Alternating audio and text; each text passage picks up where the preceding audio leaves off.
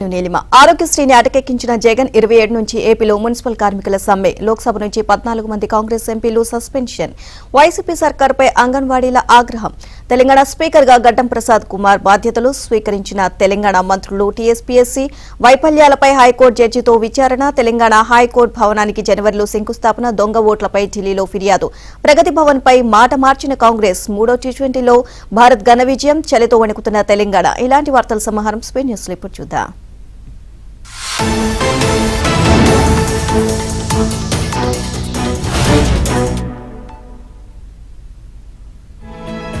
CM Jagan కు ఓటమి భయం పట్టుకుంది అని టీడీపీ అధినేత చంద్రబాబు వ్యాఖ్యానించారు. సీఎం జగన్ లెక్కలు తారుమారు అయ్యాయి అని అన్నారు చంద్రబాబు. అందుకే 11 మంది ఇన్ఛార్జీలను మార్చేశారని జగన్ కు ఓటమి భయం పట్టుకుంది అని తెలిపారు.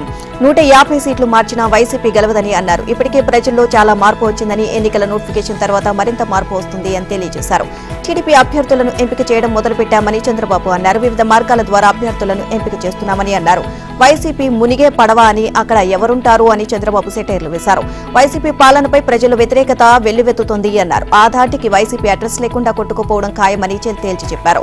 కాకినాడ ఎమ్మెల్యే ద్వారంపూడి ముఖ్యమంత్రికి బినామీ అని వ్యాఖ్యానించారు. ఆయన మార్చారా? ఒంగోలు ఎమ్మెల్యే బాలినేనిపై అనేక విన్యాసాలు చేస్తున్నారు. ఆయనకు సీటు ఇవ్వబోమని గాని మారుస్తామని గాని చెప్పారా అని చంద్రబాబు ప్రశ్నించారు. వాళ్లకు లేని మార్పు బడుగు వర్గాల వారికి ఎందుకు అని నిలదీశారు. వచ్చే ఎన్నికల్లో టీడీపీ పూర్తిగా ప్రజా ఆమోదంతోనే అభ్యర్థుల ఎంపిక చేపడుతుంది అన్నారు. అందరి అభిప్రాయాలు తీసుకుని అభ్యర్థులను ఎంపిక చేస్తాము అన్నారు.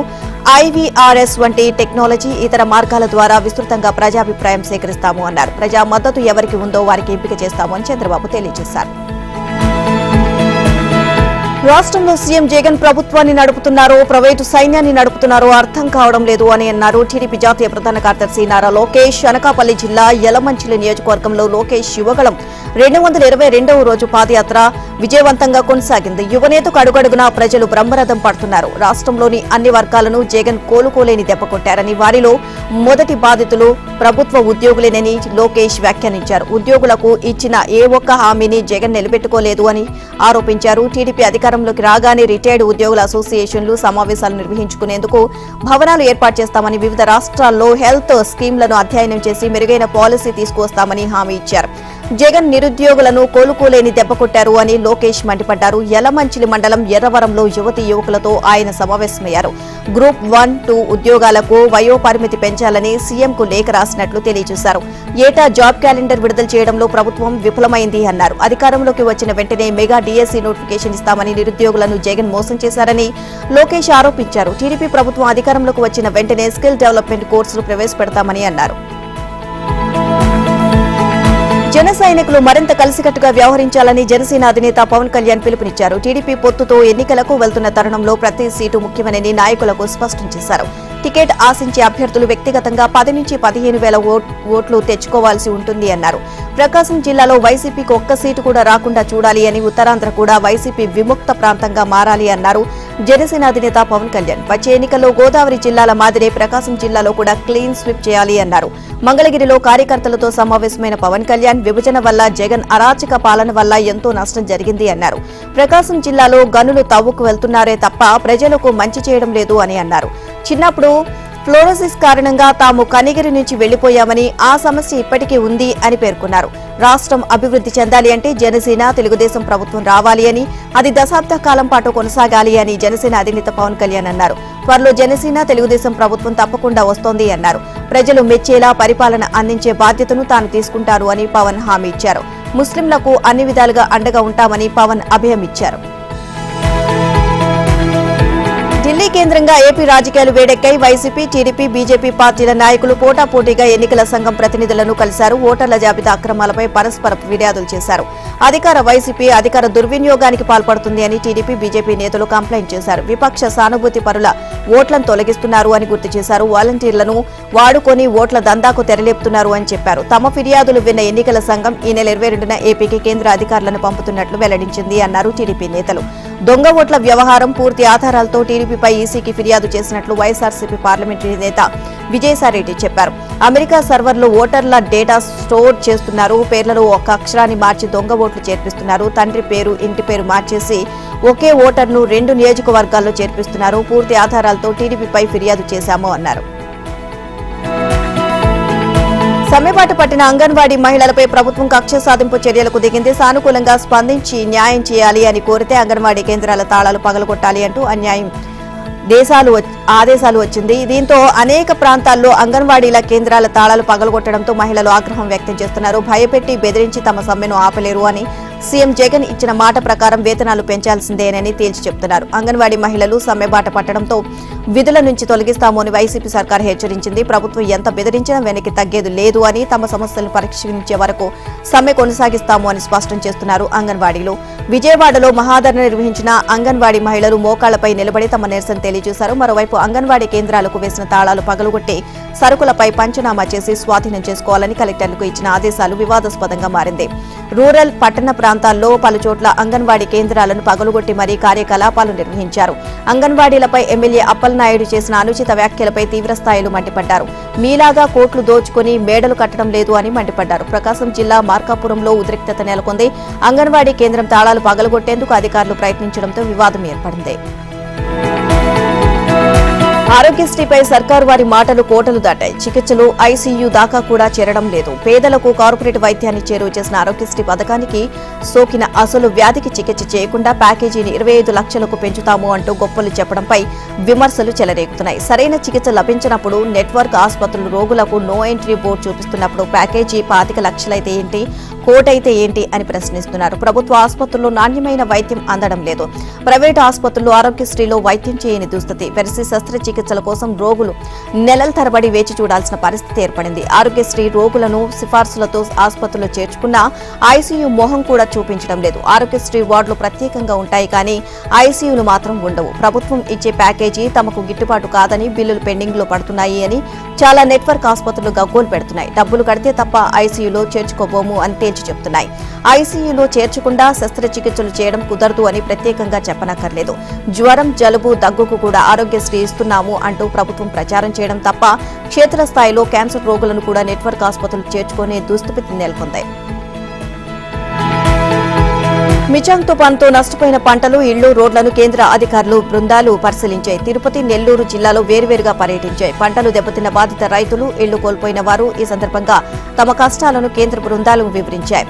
తమను ఆదుకోవాలి అని విన్నవించారు. ఎన్టీఆర్ జిల్లా కరువు ప్రభావిత ప్రాంతాల్లో మరో కేంద్ర బృందం పర్యటించింది. తిరుపతి జిల్లా గూడూరు, సూళ్లూరుపేట నియోజకవర్గాల్లోని తుపాను ప్రభావిత ప్రాంతాల్లో కేంద్ర బృందం పర్యటించింది. తుపాను వరదల కారణంగా దెబ్బతిన్న ఇళ్లు, రోడ్లు, చెరువులు, పంటలు, పొలాలు, విద్యుత్ సబ్స్టేషన్లను పరిశీలించింది.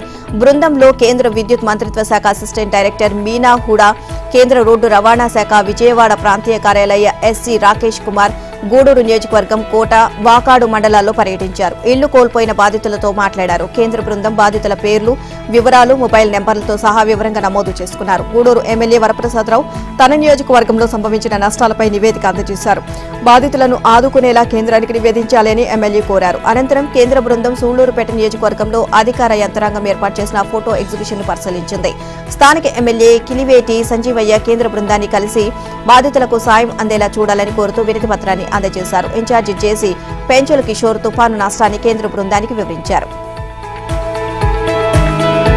విశాఖ ఎయిమ్స్ ఆసుపత్రిలో అగ్ని ప్రమాదం చోటు చేసుకుంది. ఆపరేషన్ థియేటర్లో నైట్రోజన్ సిలిండర్ పేలుడే కారణమని ప్రాథమికంగా అంచనా వేస్తున్నారు. ఆసుపత్రిలోని రోగులను సురక్షితంగా సమీపంలోని వేరే ఆసుపత్రులకు తరలించారు. వీరిలో ఒకరి పరిస్థితి విషమంగా ఉన్నట్టు తెలుస్తుంది. అగ్ని ప్రమాదానికి కారణం ఇక్కడి నైట్రోజన్ సిలిండర్ పేలుడేనని అధికారులు ప్రాథమికంగా అంచనా వేశారు. ఆసుపత్రిలో ఆపరేషన్ థియేటర్ ఉన్న ప్రాంతంలో దట్టమైన పొగ అలుముకోవడంతో రోగులు, వారి సహాయకులు, వైద్య, ఆసుపత్రి సిబ్బంది బెంబేలెత్తిపోయారు. ఆసుపత్రిలో చోటు చేసుకున్న ప్రమాదానికి గల కారణాలని అధికారులు ఆరా తీస్తున్నారు.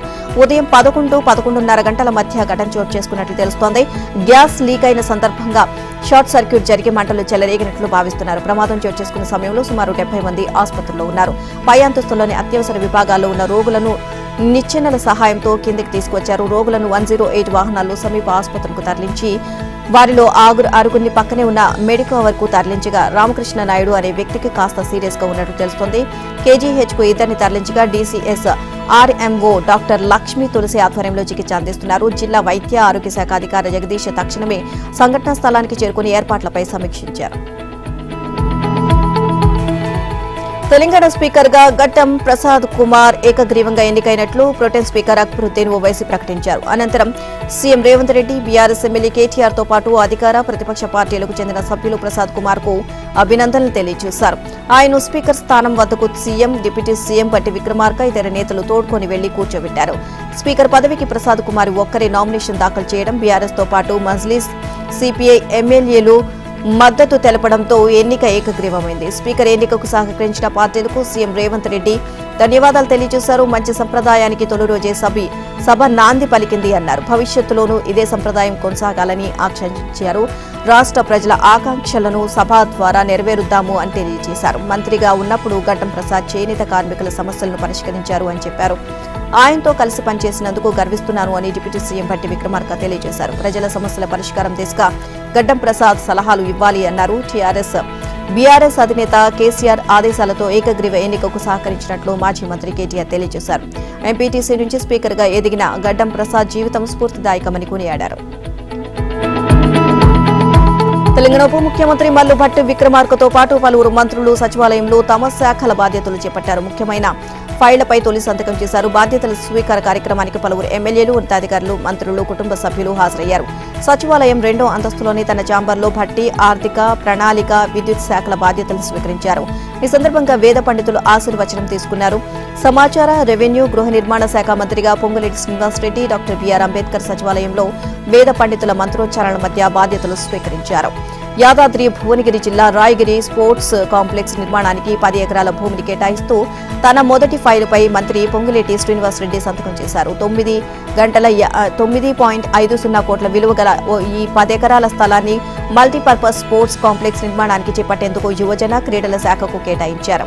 రాష్ట్రంలోని 33 జిల్లాల డిపిఆర్ఓలకు అధునాతన కెమెరాలు అందజేసే సమాచార, పౌర సంబంధాల శాఖకు చెందిన ఫైల్పై మంత్రి పొంగులేటి సంతకం చేశారు. పంచాయతీ రాజ్, గ్రామీణాభివృద్ధి, మహిళా సంక్షేమ శాఖ మంత్రిగా ఘనసరి అనసూయ అలియా సీతక్క బాధ్యతలను స్వీకరించారు. వైద్య ఆరోగ్య శాఖ మంత్రిగా దామోదర రాజనరసింహ బాధ్యతలు స్వీకరించారు. టీఎస్పీఎస్సీ పేపర్ల లీకేజీల వ్యవహారాన్ని కాంగ్రెస్ ప్రభుత్వం తీవ్రంగా పరిగణిస్తోంది. ముఖ్యమంత్రి రేవంత్ రెడ్డి తెలియజేశారు. దీనిపై హైకోర్టు సిట్టింగ్ జడ్జితో విచారణ జరపాలి అన్నది తమ ప్రభుత్వ వైఖరి అని తెలియజేశారు. దీనిపై హైకోర్టులో అఫిడవిట్ దాఖలు చేస్తాము అన్నారు. ఇప్పటికే టీఎస్పీఎస్సీ అవకతవకలు, ఉద్యోగ నియామకాలు, పరీక్షా పేపర్ల లీకేజీపై హైకోర్టులో కేసు నడుస్తోంది. ఈ కేసుపై మళ్లీ ప్రభుత్వ వైఖరిని చెప్పేందుకు అవకాశం ఉంది. దీనిపై హైకోర్టు సిట్టింగ్ న్యాయమూర్తితో విచారణకు చర్యలు చేపడతాము అని ముఖ్యమంత్రి రేవంత్ రెడ్డి తెలియజేశారు. టీఎస్పీఎస్సీ విషయంలో ఇప్పుడున్న కమిటీతో నియామకాల ప్రక్రియను ముందుకు తీసుకువెళ్తే ఉద్యోగార్థులకు నమ్మకం ఉండదని సీఎం అభిప్రాయపడ్డారు. అందుకే నామినేషన్ చైర్మన్, కమిషన్ చైర్మన్ సభ్యులతో సహా కొత్త వారిని నియమించి ఉద్యోగాల భర్తీ, పరీక్షల నిర్వహణ చేపడతాము అన్నారు. మంత్రులతో చర్చించి అన్ని శాఖలపై శ్వేతపత్రాలు విడుదల చేయిస్తాము అని తెలియజేశారు. తెలంగాణ హైకోర్టు నూతన భవన నిర్మాణానికి జనవరిలో శంకుస్థాపన చేయనున్నట్లు సీఎం రేవంత్ తెలియజేశారు. అందుకోసం రాజేంద్ర నగర్ పరిసర ప్రాంతాల్లో 100 ఎకరాల భూమిని కేటాయించాము అన్నారు. ప్రస్తుత హైకోర్టు భవనం శిథిలావస్థకు చేరుకున్న నేపథ్యంలో నూతన భవనాన్ని నిర్మించాల్సిన ఆవశ్యకతను చీఫ్ జస్టిస్, న్యాయవాదులు సీఎం దృష్టికి తీసుకువచ్చారు. హైకోర్టు భవన నిర్మాణానికి అవసరమైన నిధులను మంజూరు చేయాలని కోరారు. ఇందుకు ముఖ్యమంత్రి సానుకూలంగా స్పందించారు. అదేవిధంగా కొత్త జిల్లాలో కోర్టు కాంప్లెక్స్ల నిర్మాణానికి చొరవ చూపాలని చీఫ్ జస్టిస్, న్యాయవాదులు సీఎంకు విజ్ఞప్తి చేశారు. ఇప్పుడున్న హైకోర్టు భవనాన్ని ఆధునికీకరించి సిటీ కోర్టుకు లేదా ఇతర కోర్టు భవనాలకు వినియోగించుకునేలా చూస్తాము అని రేవంత్ హామీ ఇచ్చారు.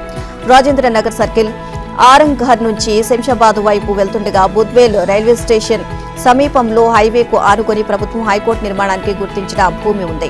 ఇక్కడ వ్యవసాయ, ఉద్యాన విశ్వవిద్యాలయాలకు చెందిన స్థలాలు ఉన్నాయి. ఇందులో ఉద్యోగులు క్వార్టర్లు, ఖాళీ భూములు ఎక్కువగా ఉన్నాయి. ఈ స్థలాల గురించి ఉన్నతాధికారులు, రెవెన్యూ అధికారులతో మాట్లాడినట్లు సమాచారం.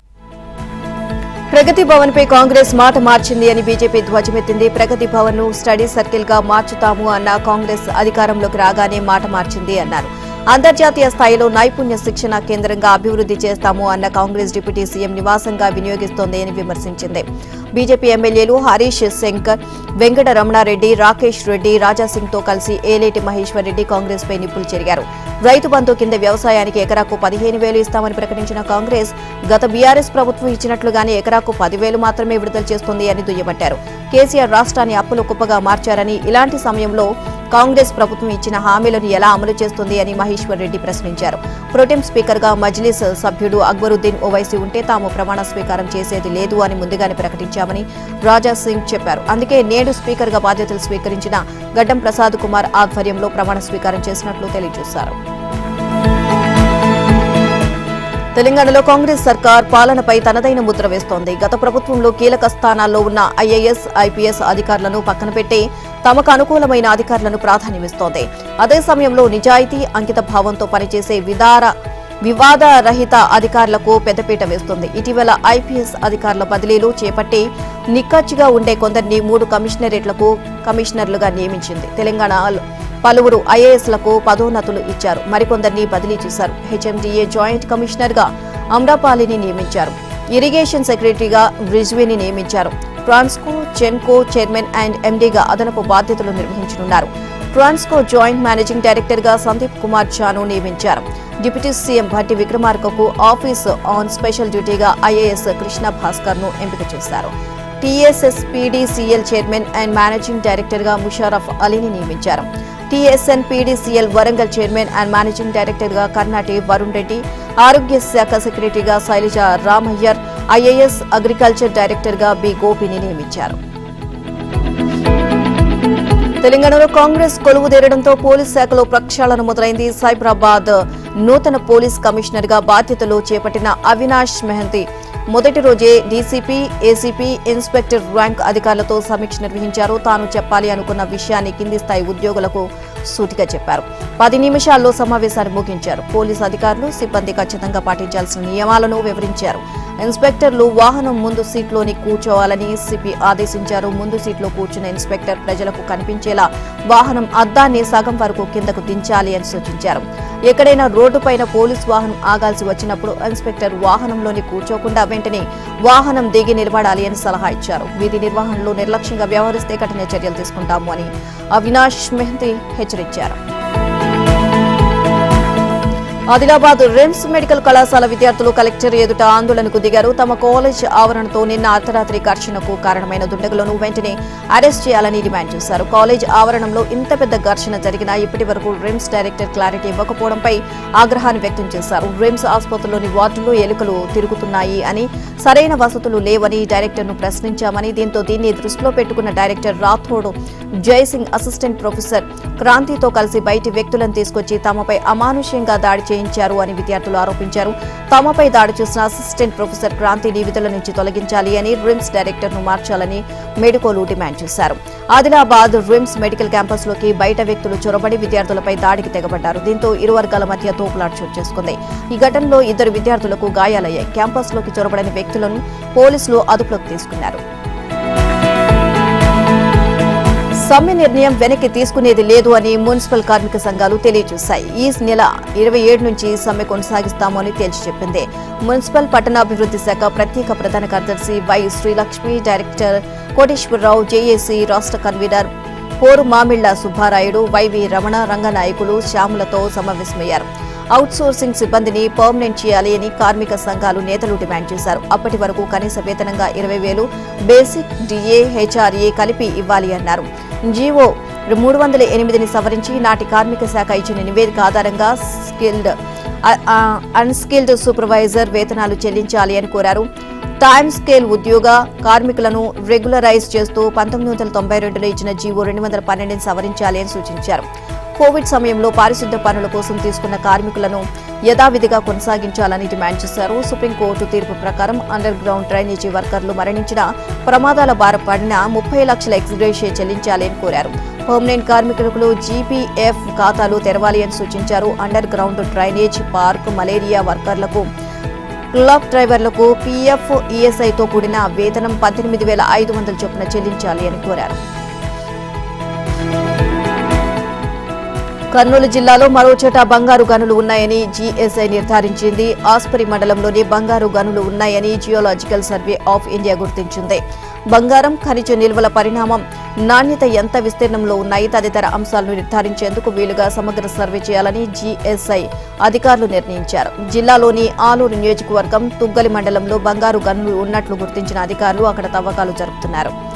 ఇక తాజాగా ఆలూరు నియోజకవర్గంలోని ఆస్పరి మండలంలోనూ గనులు ఉన్నట్లు జీఎస్ఐ శాస్త్రవేత్తలు ప్రాథమిక పరిశీలనలో నిర్ధారించారు. అయితే అక్కడ తవ్వకాలు జరపడం లాభమా నష్టమా అనే విషయాన్ని కూడా తేల్చనున్నారు. అందుకు అనుగుణంగా ప్రస్తుత ఆర్థిక సంవత్సరంలో సర్వేను పూర్తి చేయాలని జీఎస్ఐ భావిస్తోంది. తాడిపత్రికి 12 కిలోమీటర్ల దూరంలో ఉన్న గ్యాస్ నిక్షేపాలు అంచనా వేసేందుకు ఓఎన్జీసీ సంస్థ సైతం సర్వే చేపట్టనుంది. విజయవాడలో రాష్ట్ర జియాలజికల్ బోర్డు సమావేశంలో కర్నూలు జిల్లా డీడీ రాజశేఖర్, నంద్యాల జిల్లా ఏడీ రామచంద్రలకు సర్వేల వివరాలు తెలియజేశారు. కర్నూలులో మరో చోట బంగారు గనులు ఉన్నాయని జీఎస్ఐ నిర్ధారణ చేసింది.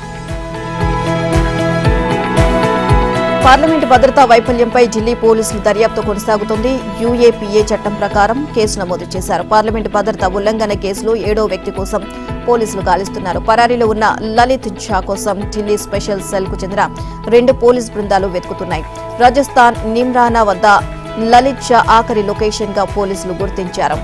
ఇక పార్లమెంటుపై దాడికి పాల్పడిన 4 నిందితులు బస చేసిన గురుగ్రామ్లోని ఓ ఇంట్లో పోలీసులు సోదాలు నిర్వహించారు. గురుగ్రామ్లో మరో 2 అదుపులోకి తీసుకున్న పోలీసులు తెలియజేశారు. ఇప్పటికే 4 నిందితులు పోలీసుల అదుపులో ఉన్నారు. సాగర్ శర్మ, మనోరంజన్ అనే 2 వ్యక్తులు నిన్న లోక్సభ లోపలికి దూకి టియర్ గ్యాస్ ప్రయోగించి అందరినీ భయభ్రాంతులకు గురిచేశారు. పార్లమెంటు గేటు బయట ఆందోళన చేసిన నీలం, అమోల్ను పోలీసులు అరెస్ట్ చేశారు. ఈ ఘటనకు ముందు 4 గురుగ్రామ్లోని ఓ ఇంట్లో బస చేసినట్లు పోలీసులు గుర్తించారు. అక్కడ వికీ శర్మ, అతని భార్యను అదుపులోకి తీసుకుని ప్రశ్నిస్తున్నారు. నీలం గతంలో పలు ప్రభుత్వ వ్యతిరేక ఆందోళనలో పాల్గొన్నారని, సాగర్ శర్మ ఈ రిక్షా నడుపుకునే వాడు అని పోలీసులు గుర్తించారు. ప్రస్తుతం సాగర్ శర్మ, మనోరంజన్, నీలం, అమోల్ షిండే, వికీ శర్మ, అతని భార్య పోలీసుల అదుపులో ఉన్నారు. లలిత్ ఝా అనే మరో వ్యక్తి పరారీలో ఉన్నట్లు తెలియజేశారు. టియర్ గ్యాస్ ప్రయోగించి నినాదాలు చేశారు. స్మోక్ క్యాన్ల ప్రయోగాన్ని వికీ శర్మ, లలిత్ ఝా సెల్ ఫోన్లో చిత్రీకరించారు. పార్లమెంట్లో భద్రతా ఏర్పాట్లపై ఆందోళన చేసిన 14 మంది ప్రతిపక్ష ఎంపీలపై లోక్సభలో వేటు పడింది. వారిని శీతాకాల సమావేశాలు పూర్తయ్యే వరకు సభ నుంచి సస్పెండ్ చేశారు. తొలుత 5గురిని సస్పెండ్ చేయగా ఆ తర్వాత మరో 9 మందిపై వేటు పడింది. మొదట సస్పెన్షన్ కు గురైన వారిలో ప్రతాపన్, హీడీ ఈడెన్, జ్యోతిమణి, రమ్య హరిదాస్, డీన్ కురియాకోస్ ఉన్నారు. సభాపతి ఆదేశాలను పూర్తిగా ఉల్లంఘించారు అనే కారణంగానే వీరిపై చర్యలు తీసుకున్నారు. పార్లమెంట్లో ఆందోళనకు దిగిన Benny Behanan, VK Sreekandan, Mohammed Javed, VR Natarajan, Kanimozhi K Subrahmanyam, SR Parthiban, S Venkatesan, Manickam ఠాగూర్ను సస్పెండ్ చేస్తూ సభలో ప్రహ్లాద్ జోషి మరోసారి తీర్మానం ప్రవేశపెట్టారు. పార్లమెంట్లో అలజడి నెలకొనడంతో పార్లమెంట్లో భద్రతను మరింత కట్టుదిట్టం చేశారు. భవనంలోకి ప్రవేశాలపై ఆంక్షలు విధించారు. ఎంపీలు ప్రవేశించే మకర ద్వారం నుంచి ఇతరులు వెళ్లకుండా నిషేధించారు. మీడియాపైన ఆంక్షలు కొనసాగుతున్నాయి. వివాదాస్పదంగా మారిన విశాఖలోని రుషికొండపై కేంద్ర పర్యావరణ, అటవీ మంత్రిత్వ శాఖ ఏర్పాటు చేసిన నిపుణుల కమిటీ పర్యటించింది. ఇప్పటికే అక్కడ చేరుకున్న కేంద్ర కమిటీ 3 రోజుల పాటు అక్కడ పర్యటిస్తుంది. రుషికొండపై జరిగిన ఉల్లంఘనలను సమగ్రంగా పరిశీలించి నిగ్గు తేల్చనుంది. రుషికొండపై ఉల్లంఘనలను గుర్తించేందుకు మొదట హైకోర్టు కమిటీని ఏర్పాటు చేసి పరిశీలించాలి అని ఆదేశించింది. దీంతో 2023 మార్చి 13న 5 సభ్యులతో కూడిన సంయుక్త పరిశీలన కమిటీ సర్వే చేపట్టి నెలలో న్యాయస్థానానికి నివేదిక సమర్పించింది. కొన్ని ఉల్లంఘనలు గుర్తించినట్లు అందులో స్పష్టం చేసింది. రుషికొండ మీద ప్రస్తుతం నిర్మిస్తున్న ప్రతి బ్లాకులోనూ సిఆర్జెడ్ ఉల్లంఘనలు జరిగినట్లు ఆ కమిటీ నివేదికలో తెలియజేసింది. ఏపీడీటీసీ తీసుకున్న అనుమతికి విరుద్ధంగా వాటన్నిటినీ నిర్దేశిత ప్రాంతంలో కాకుండా వారికి నచ్చినట్లు నిర్మించేశారు అని తేల్చారు. ఆ వివరాలను ఉపగ్రహ ఛాయాచిత్రాలతో సహా అందులో పొందుపర్చారు. రుషికొండపై ఉల్లంఘనలు జరిగినట్లు తేలడంతో దానిపై చర్యలు తీసుకోవాలని కేంద్ర పర్యావరణ, అటవీ శాఖను హైకోర్టు ఆదేశించింది. గత నెల 29న ఎంఓఈఎఫ్ ఉల్లంఘనల పరిశీలనకు మరో కమిటీని ఏర్పాటు చేస్తున్నట్లు కేంద్రం న్యాయస్థానానికి తెలియజేసింది. కర్నూలు వైసీపీలో వర్గ విభేదాలు మరోసారి పక్కుమన్నాయి. కర్నూలులో జరగనున్న సామాజిక బస్సు యాత్రపై పార్లమెంట్ కోఆర్డినేటర్ రామసుబ్బారెడ్డి ఆధ్వర్యంలో ప్రత్యేక సమావేశం నిర్వహించారు. ఈ సమావేశంలో ఎమ్మెల్యే హఫీజ్ ఖాన్, మాజీ ఎమ్మెల్యే ఎస్వి మోహన్ రెడ్డి వర్గీయుల మధ్య తీవ్ర వాగ్వాదం చోటు చేసుకుంది. వైసీపీని నమ్ముకొని పనిచేస్తున్నా గుర్తింపు లేదు అంటూ ఎస్వి వర్గీయులు ఆందోళన చేశారు. ఎమ్మెల్యే హఫీజ్ టీడీపీ నుంచి వైసీపీలోకి వచ్చిన వారికే ప్రాధాన్యమిస్తున్నారని ఎస్వి వర్గీయుల నుండి మండిపడ్డారు. కోఆర్డినేటర్ రామసుబ్బారెడ్డి, జిల్లా పార్టీ అధ్యక్షుడు మేయర్ బివై రామయ్య ఎదుటే ఇరు వర్గాల వారు వాగ్వాదానికి తలపడ్డారు. చివరకు ఎస్వి మోహన్ రెడ్డి దంపతులు కార్యకర్తలకు సర్ది చెప్పడంతో గొడవ సద్దుమణిగింది. తెలంగాణలో చలి తీవ్రత రోజురోజుకు అధికమవుతోంది. ఏజెన్సీలో ఉష్ణోగ్రతలు అత్యల్పానికి పడిపోతుండటంతో ప్రజలు గజగజ వణికిపోతున్నారు. రంగారెడ్డి జిల్లా షాబాద్ మండలం తాళ్లపల్లిలో 10.4 డిగ్రీల అత్యంత కనిష్ట ఉష్ణోగ్రత నమోదైంది. కొమ్రంభీం జిల్లాలోని సిర్పూర్ మండలంలో 10.5, సంగారెడ్డి జిల్లా కోహిర్లో 10.6, కొమ్రంభీం జిల్లా గిన్నెదరిలో 10.8, రంగారెడ్డి జిల్లా చౌదరిగూడెంలో 11, మొయినాబాద్లో 11.2, ఆసిఫాబాద్లో 11.4, తిర్వానీలో 11.5 డిగ్రీల కనిష్టానికి పడిపోయాయి. ఆదిలాబాద్ జిల్లా బజార్ఘాట్నూర్లో 11.6, వికారాబాద్ జిల్లా మర్పల్లిలో 11.8, మేడ్చల్ జిల్లా మూడుచింతపల్లిలో 12.8 డిగ్రీల కనిష్ట ఉష్ణోగ్రతలు నమోదయ్యాయి. ఇక రాష్ట్ర రాజధాని హైదరాబాద్లో చలి తీవ్రత ఒక్కసారిగా పెరిగిపోయింది. మూడో టీ20లో భారత్ ఘన విజయం సాధించింది. దక్షిణాఫ్రికాను భారత్ 106 పరుగుల తేడాతో చిత్తు చేసింది. 202 పరుగుల లక్ష్యంతో బ్యాటింగ్ చేసిన దక్షిణాఫ్రికా 13.5 ఓవర్లో 95 పరుగులకు ఆల్అౌట్ అయింది. సౌత్ ఆఫ్రికా బ్యాటర్లు డేవిడ్ మిల్లర్ 35 పరుగులతో టాప్ స్కోరర్ గా గుర్తింపు పొందగా, మార్క్రమ్ 25, డొనావన్ ఫెరీరా 12 పరుగులు చేశారు. మిగతా బ్యాటర్లు సింగిల్ డిజిట్ స్కోర్కే పరిమితమయ్యారు. భారత బౌలర్లలో బర్త్డే బాయ్ కుల్దీప్ యాదవ్ సఫారీల పతనాన్ని శాసించాడు. జడేజా 2, ముఖేష్ కుమార్, హర్షదీప్ సింగ్ చెరో వికెట్ తీశారు. భారత ఇన్నింగ్స్ లో సూర్యకుమార్ యాదవ్ 100, జైష్వాల్ 60 పరుగులతో చెలరేగారు.